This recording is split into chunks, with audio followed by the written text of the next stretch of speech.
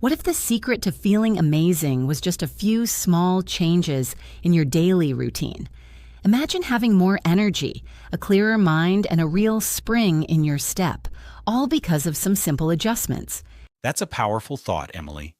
Hello, everyone, and welcome back to the English podcast for listening and speaking. I'm Brian, and I'm here with my wonderful co-host, Emily. Hey, everyone. It's so good to be with you again. Brian, that question really resonates with me. Lately, I've been trying to get better about my sleep schedule. For a long time, I was a total night owl, staying up super late working or watching TV. But I realized it was making me feel sluggish and unfocused during the day.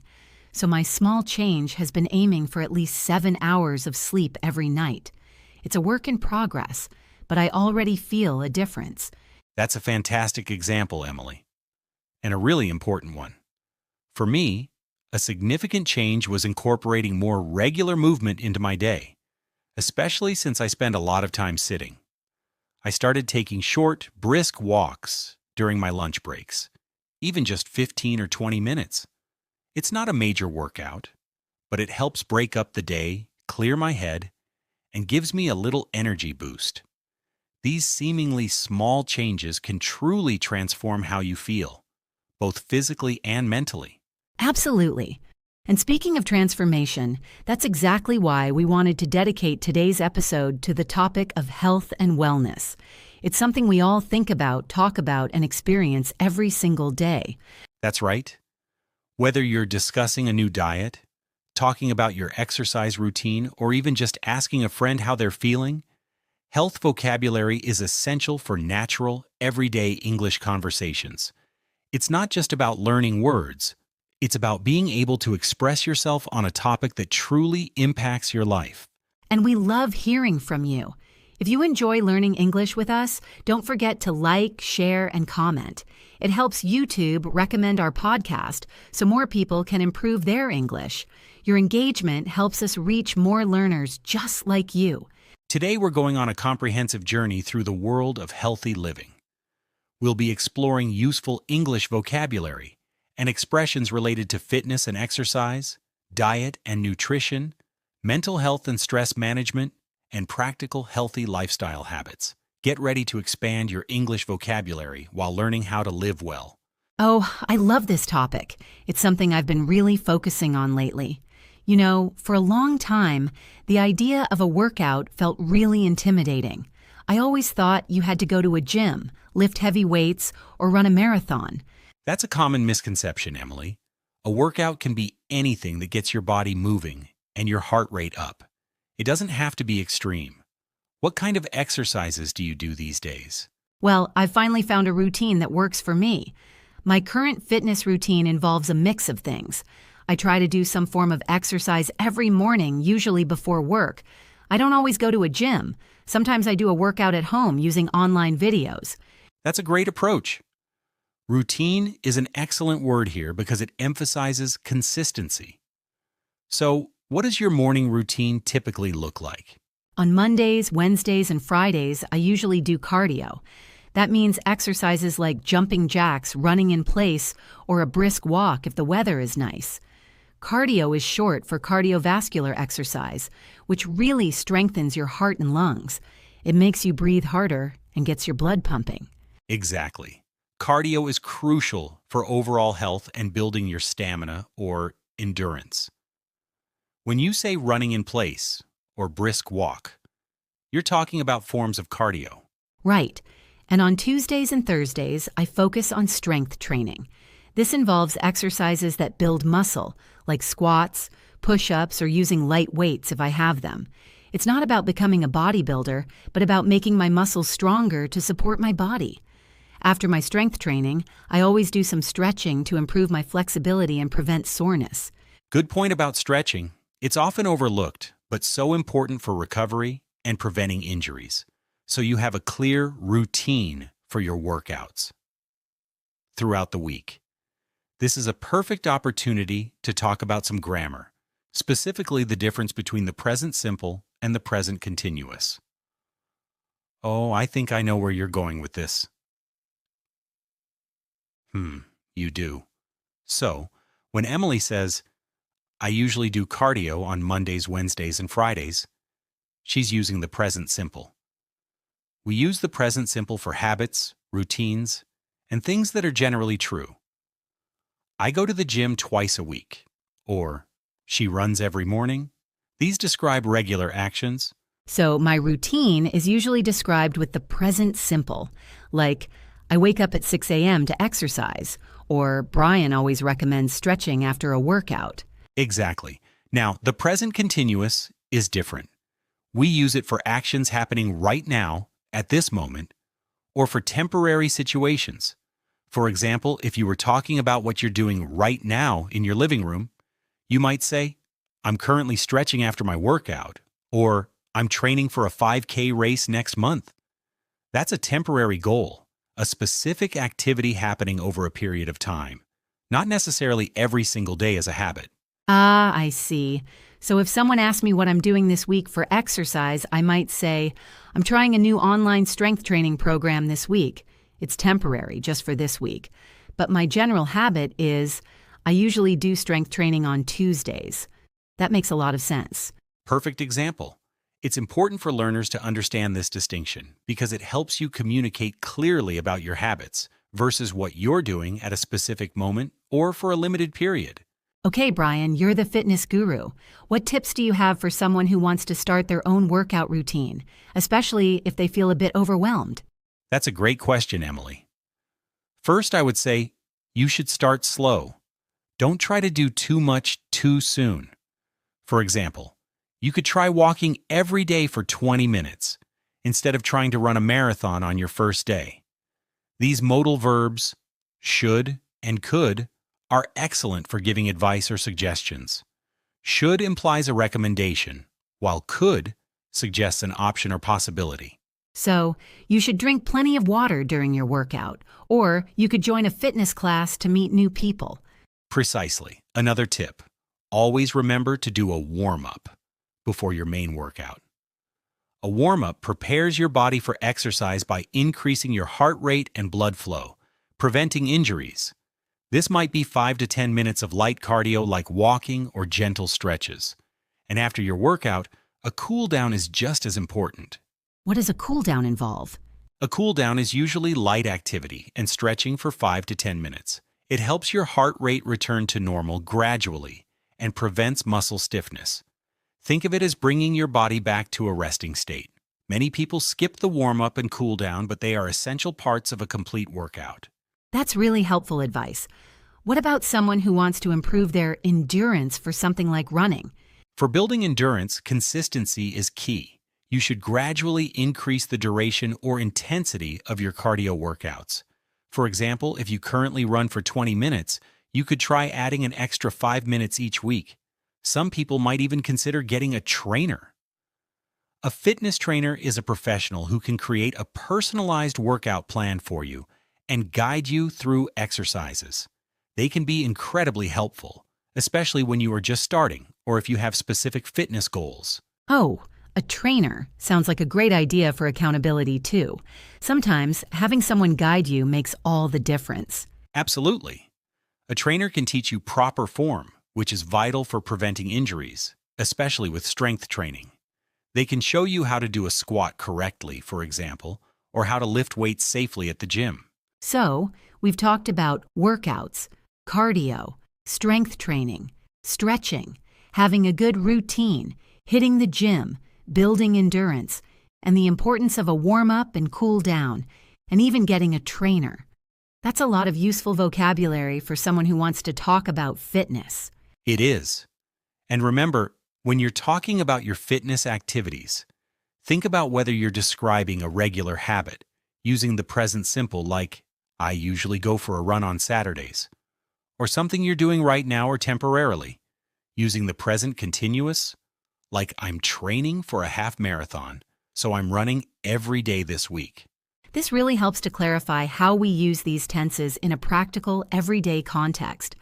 I think one of the biggest hurdles for people starting a fitness routine is just finding what they enjoy. If you hate running, don't force yourself to run. You could try dancing, swimming, cycling, or even just going for long walks.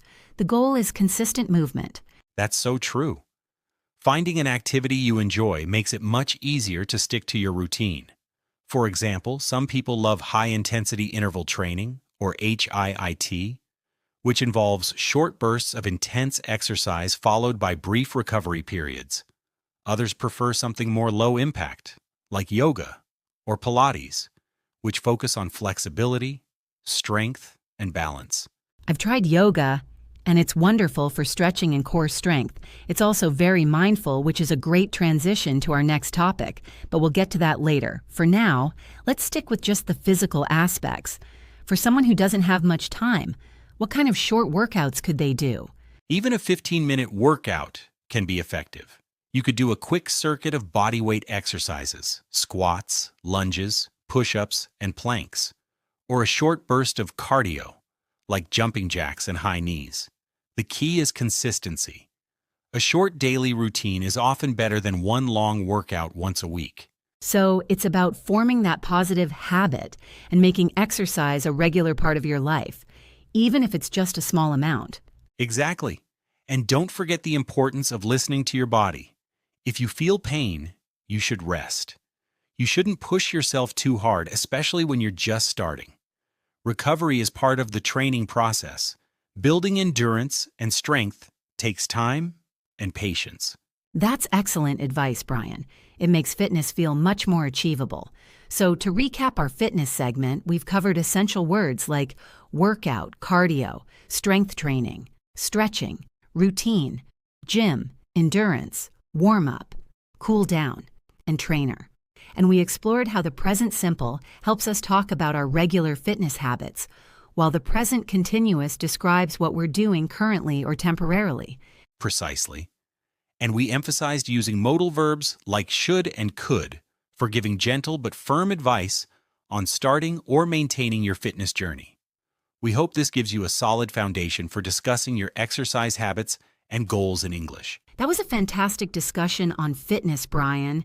It really shows how you can incorporate movement into your life in so many ways. But, exercise is just one piece of the puzzle, right? Absolutely, Emily. When we talk about living well, we can't forget the fuel that powers our bodies and minds, our diet and nutrition. This is another area where a good understanding of English vocabulary can really help you navigate everyday conversations, whether you're at the grocery store, a restaurant, or just talking to friends about healthy eating. I agree. It's such a big part of daily life.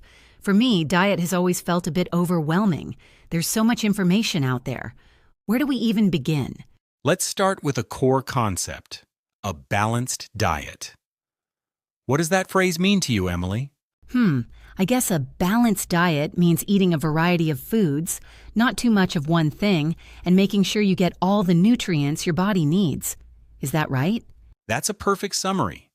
A balanced diet provides your body with the right amounts of different nutrients to function properly and maintain good health.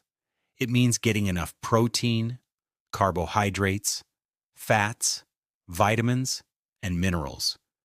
These are the essential building blocks for our bodies. Okay, so those are the big categories. Could we break them down a bit? Like, what exactly is protein? I hear that word all the time. Great question. Protein is essential for building and repairing tissues, like muscles, and for making enzymes and hormones.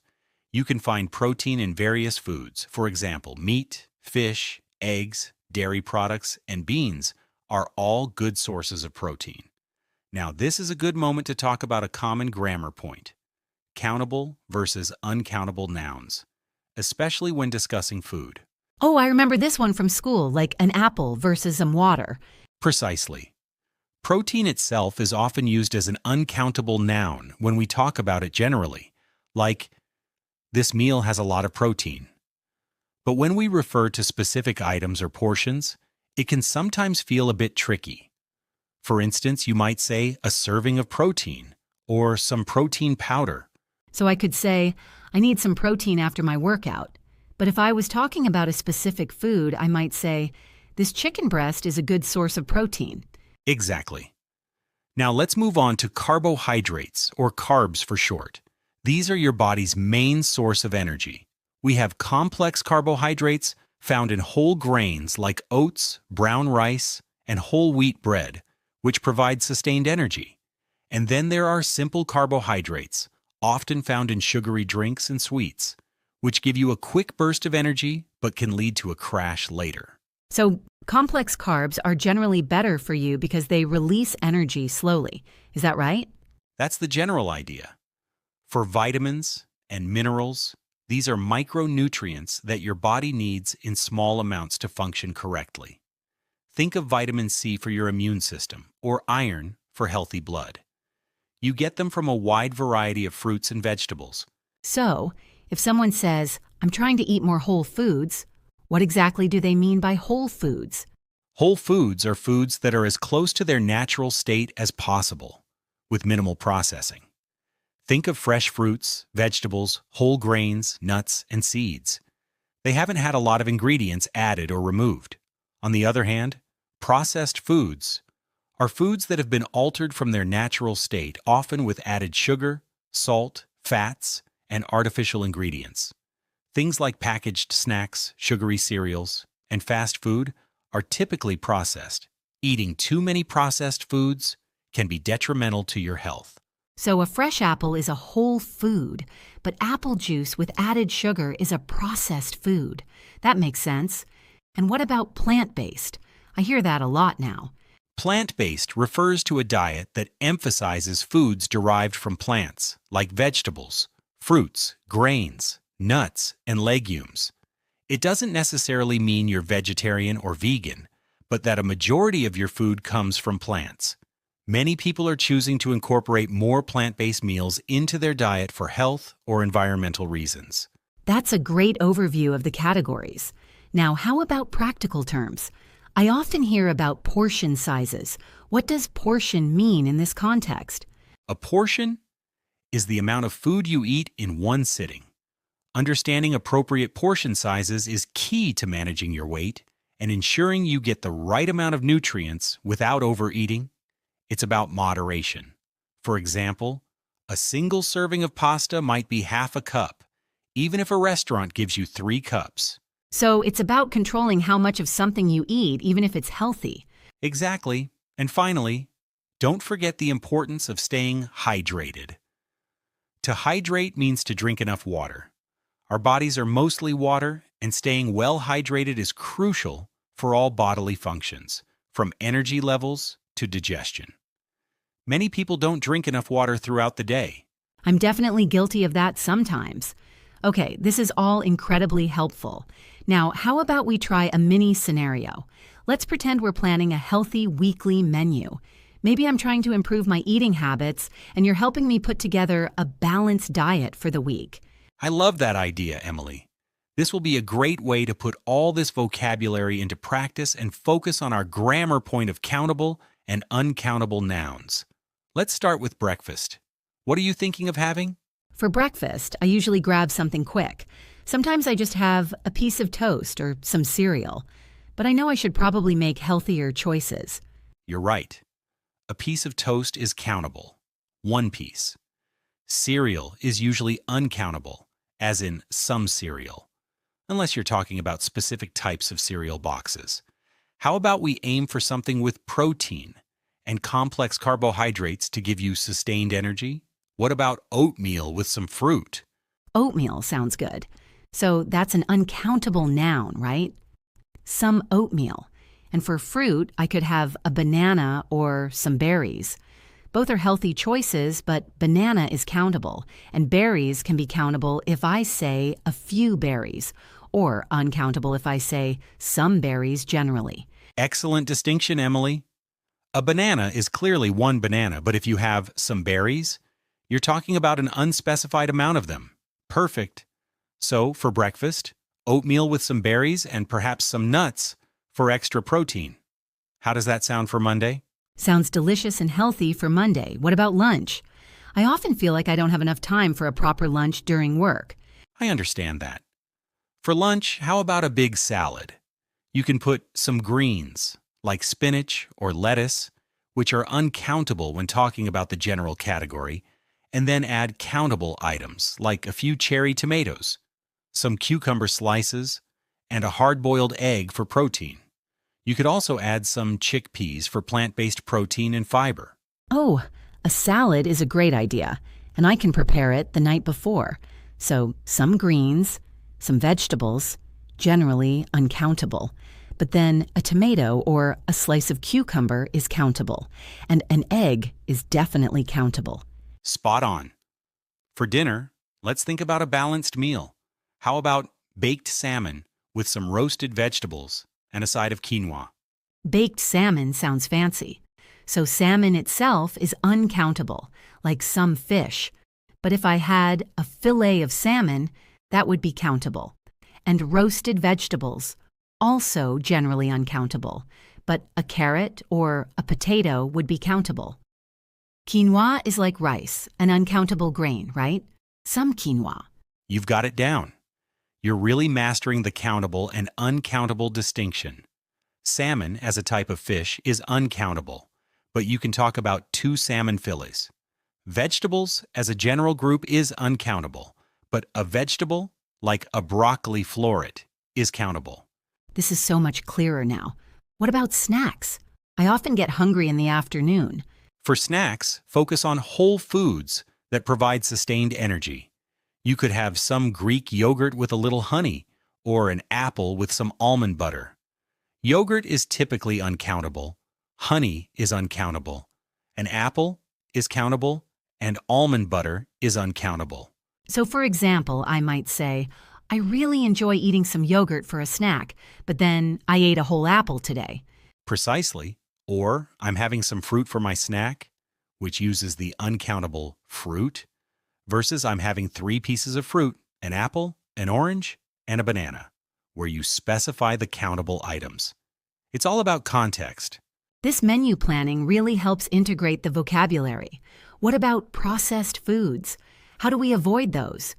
The best way to limit processed foods is to focus on cooking at home using whole ingredients. Instead of buying a box of sugary cookies, which is a highly processed food, you could bake some homemade oatmeal cookies using whole oats and less sugar. Or instead of some potato chips, which are usually very processed, you could have some carrot sticks with some hummus. That makes so much sense. It's about making conscious choices about what goes into your body. And what about staying hydrated? How do we make sure we're drinking enough water throughout the day? A simple way is to carry a water bottle with you everywhere. You could set a goal like drinking 8 glasses of water a day.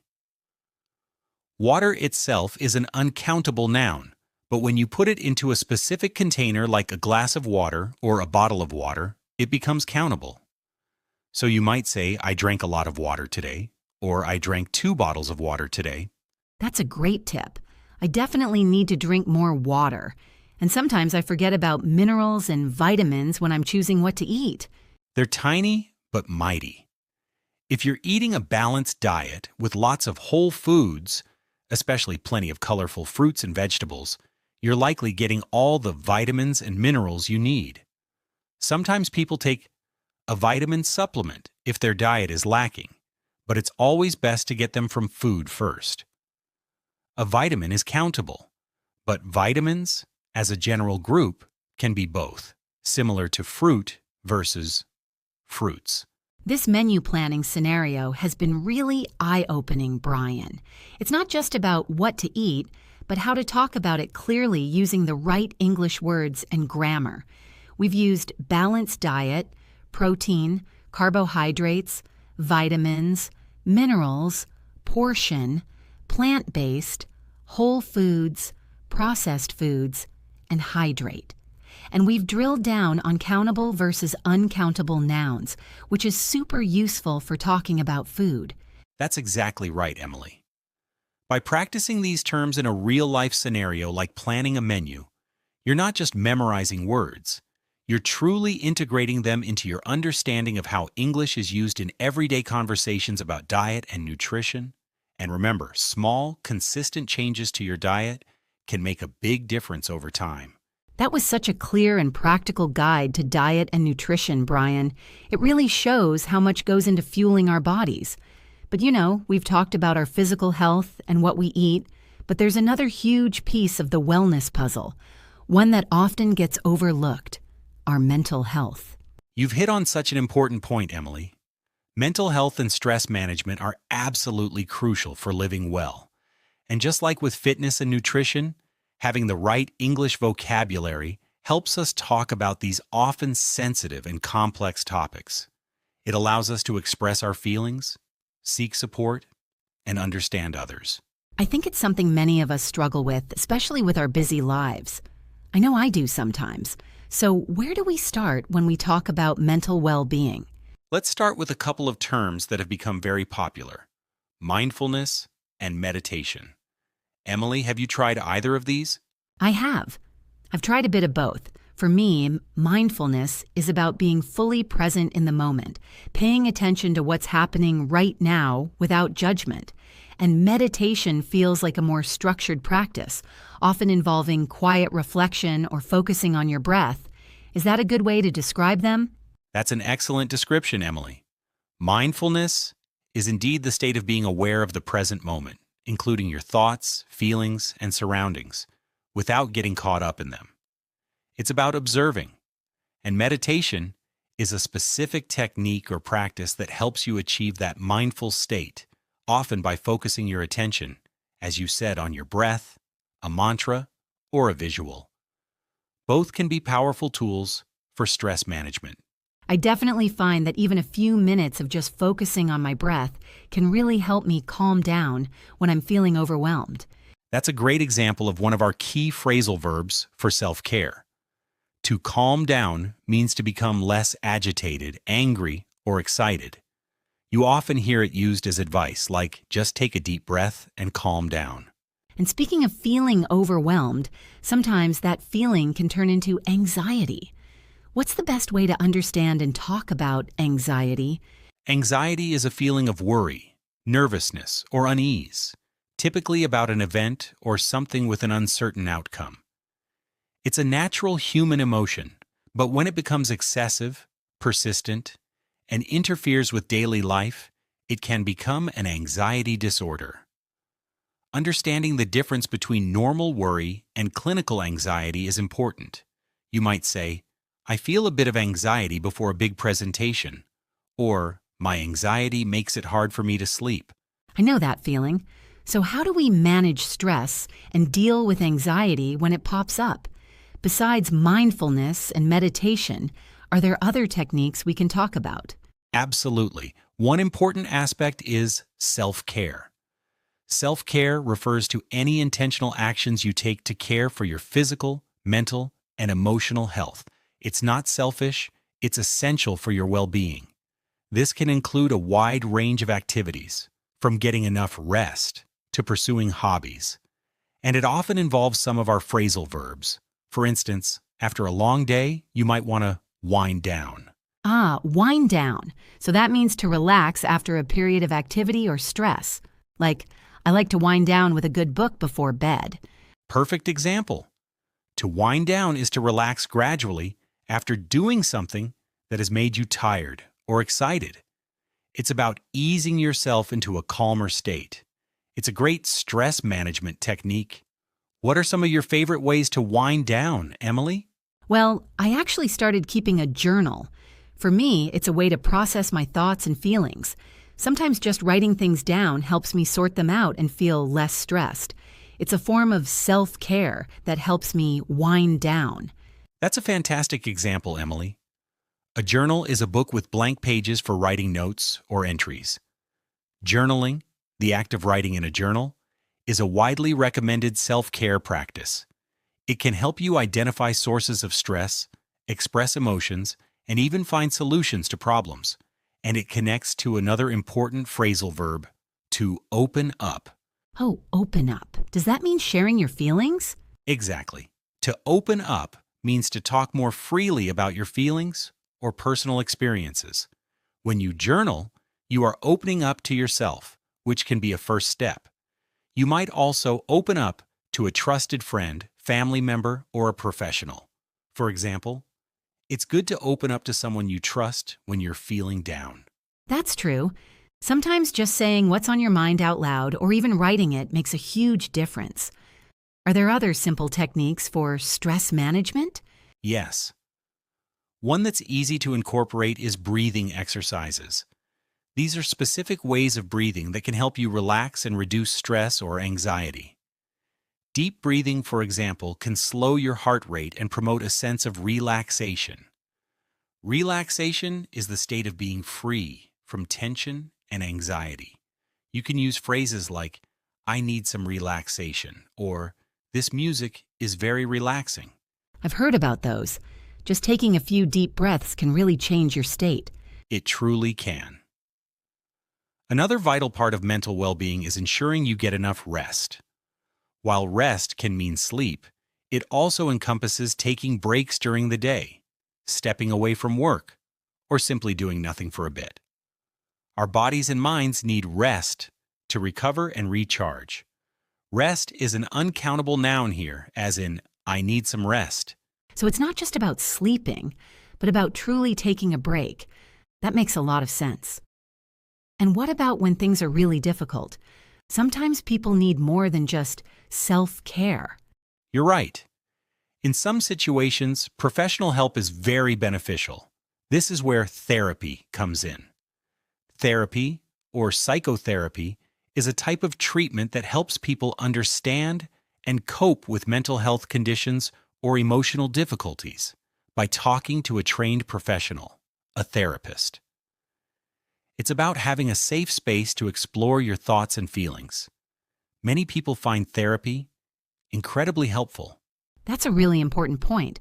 It's good to know that resources like therapy are available, and it helps to normalize the idea of seeking help for your mental health, just like you would for a physical ailment. Exactly. And one more important concept related to mental strength is resilience.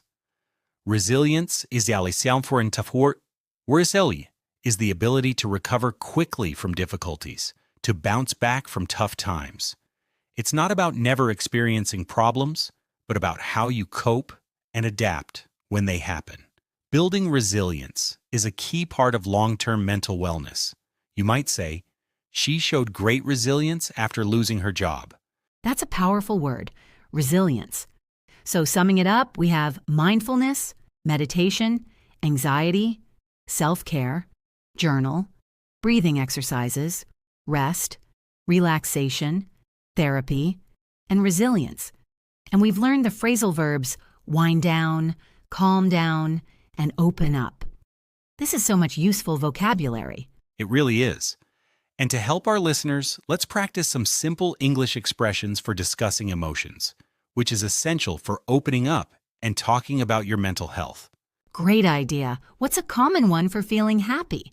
You can say, I feel great, I'm feeling positive, or I'm in a good mood. For more intense happiness, I'm thrilled, or I'm overjoyed.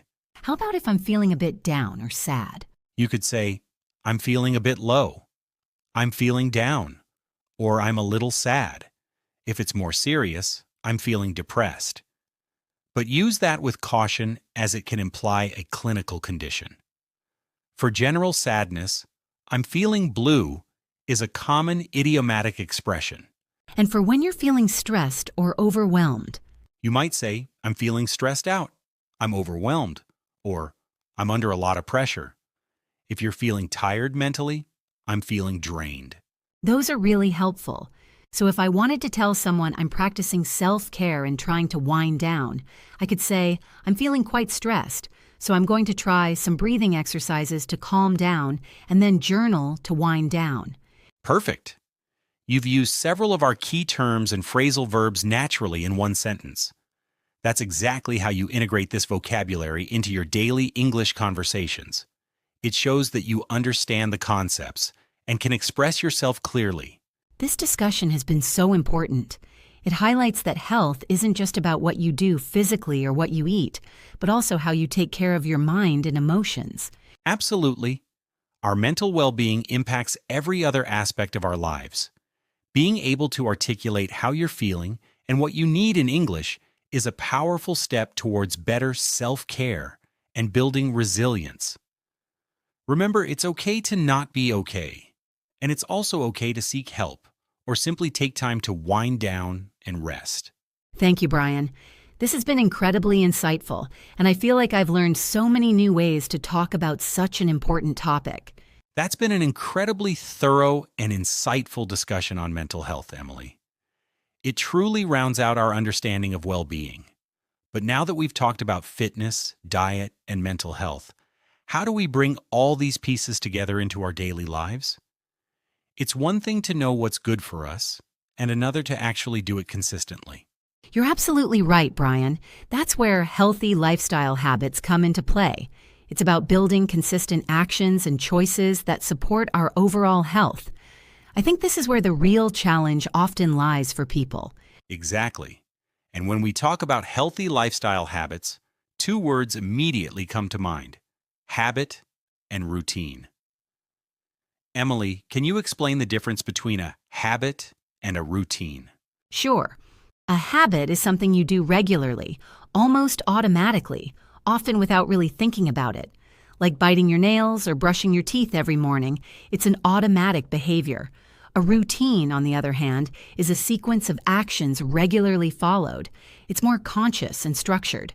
For example, a morning routine might include waking up, exercising, showering, and then having breakfast. You decide to follow that sequence. That's a very clear distinction. So healthy habits are the good, automatic things we do, and healthy routines are the structured ways we organize our actions to incorporate those good habits. For example, making your bed every morning can become a habit within your morning routine. Got it. And one of the most fundamental healthy lifestyle habits that often gets overlooked is having a good sleep schedule. I know I used to neglect mine.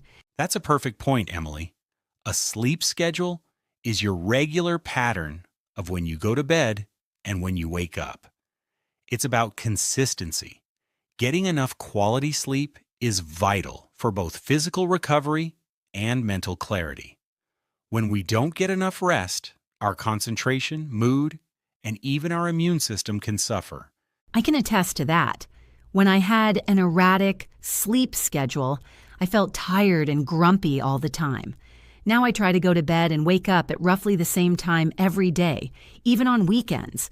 I find I have so much more energy and a better positive mindset throughout the day. That's a great example of building a healthy habit and routine.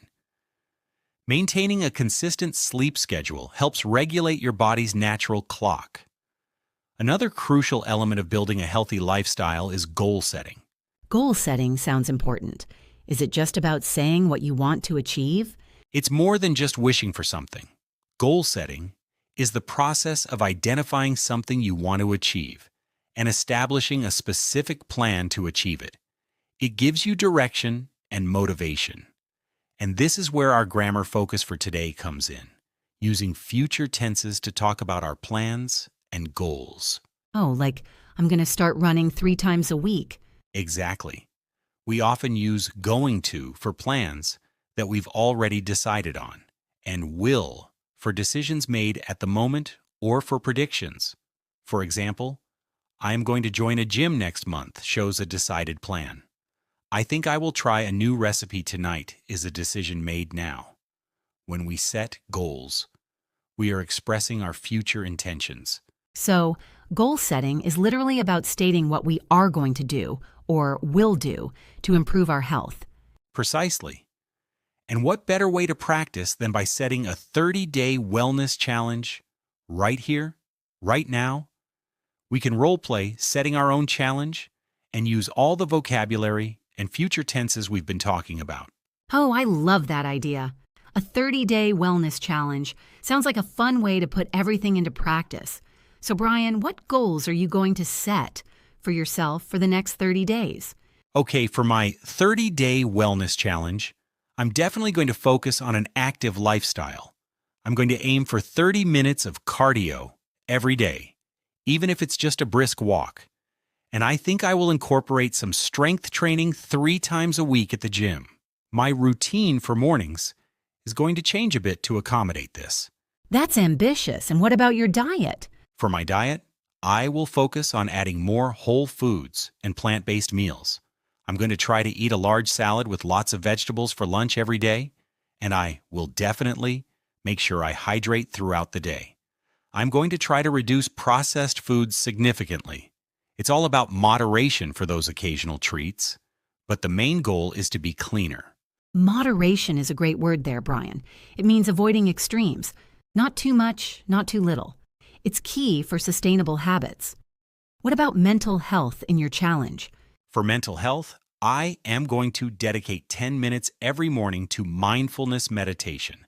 I will also make sure to wind down properly every evening, maybe with some light reading instead of screen time. My sleep schedule is going to be strict. I'm aiming for at least 7 hours a night, going to bed by 10 p.m. This discipline will really help me maintain a positive mindset. Wow, Brian, you have a solid plan. It really shows that goal setting needs specific actions. My turn. For my 30-day wellness challenge, I am going to focus on consistent exercise. I will do a short workout video every morning, about 20 minutes of bodyweight exercises and stretching, to kickstart my active lifestyle. I will also try to walk for at least 60 minutes, 4 times a week. That sounds great, Emily. What about your diet goals? For my diet, I am going to plan my meals for the week every Sunday. This routine will help me stick to a balanced diet. I will ensure that every meal has a good source of protein and plenty of vegetables. I'm also going to experiment with new healthy recipes to keep things interesting. And I will limit my sugary drinks. It's about finding balance in what I eat. Balance is an excellent word to use when discussing lifestyle and diet, Emily. It means having different elements or qualities present in the correct or good proportions. So you're not cutting out everything, but making sure you have a balanced intake. And how about your mental well-being for the challenge? For mental health, I am going to journal for 15 minutes before bed 3 times a week to open up about my thoughts and wind down. I will also practice breathing exercises whenever I feel a bit stressed or anxious.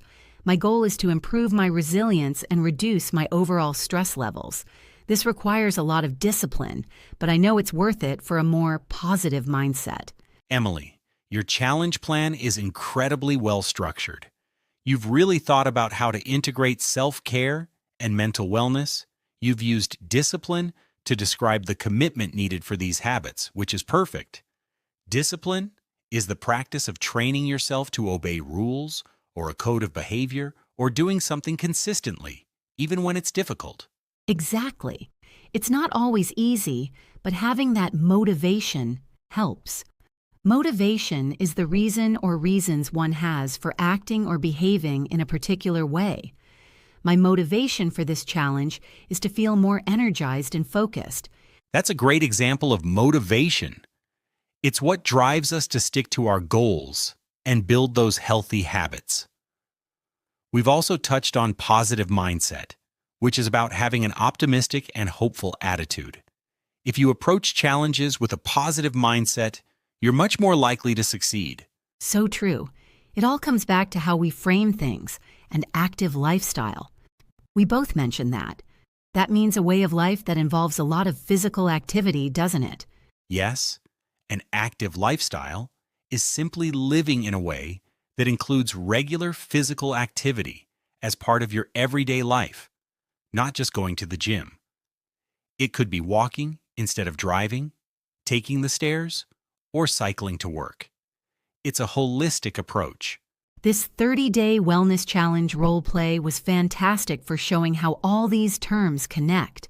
We have habit, routine, sleep schedule, goal setting, moderation, active lifestyle, discipline, positive mindset, balance, and motivation. And we've put our future tenses to good use by saying what we are going to do and will do. Absolutely, Emily. It's one thing to know the words, and another to be able to use them when you're planning something real, like improving your health. This segment really demonstrates how you can talk about your aspirations and plans for a healthier life in English, using clear, and specific language. It really makes me feel more confident about describing my own health journey and my goals. And that's exactly what we hope for our listeners. By setting these kinds of goals and working on them with discipline and a positive mindset, you're not just improving your English, you're improving your life. It's all about creating lasting, healthy lifestyle habits. Emily, we've covered so much ground today. From getting our bodies moving to nourishing them, taking care of our minds, and building sustainable daily habits. It's been a truly comprehensive discussion on well-being. It really has, Brian. I feel like we've gone on a complete journey through what it means to live well, and we've picked up some fantastic English vocabulary along the way. Absolutely. Let's take a moment to recap some of the essential words and phrases we've learned today, just to reinforce them. We talked about different kinds of physical activity, like doing a workout, which is a session of physical exercise, and specifically cardio, which improves your heart and lungs. Right.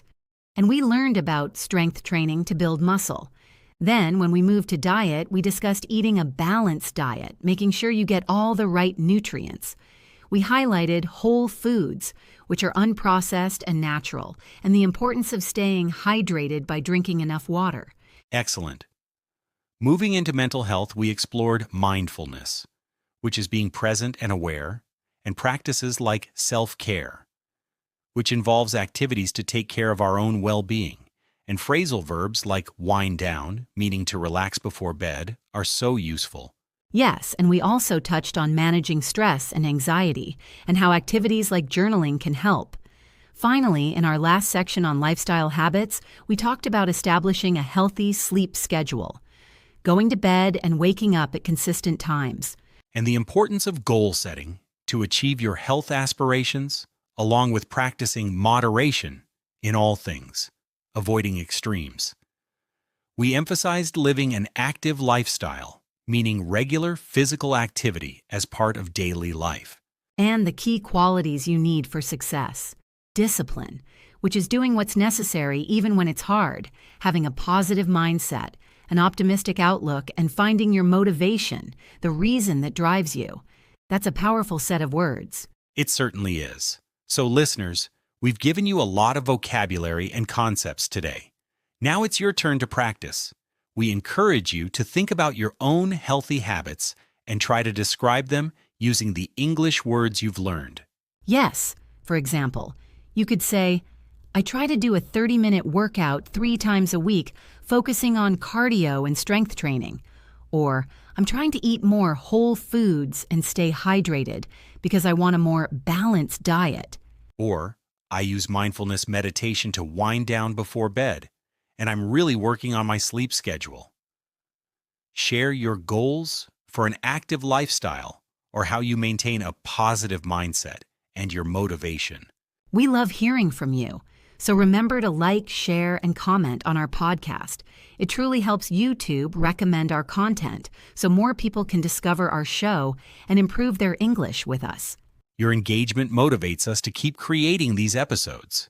And speaking of motivation, we hope today's discussion empowers you to make positive changes in your life. Remember, your health is your wealth, and now you have the English to talk about it. Thank you for joining us on this journey to living well and learning English. We look forward to having you with us next time.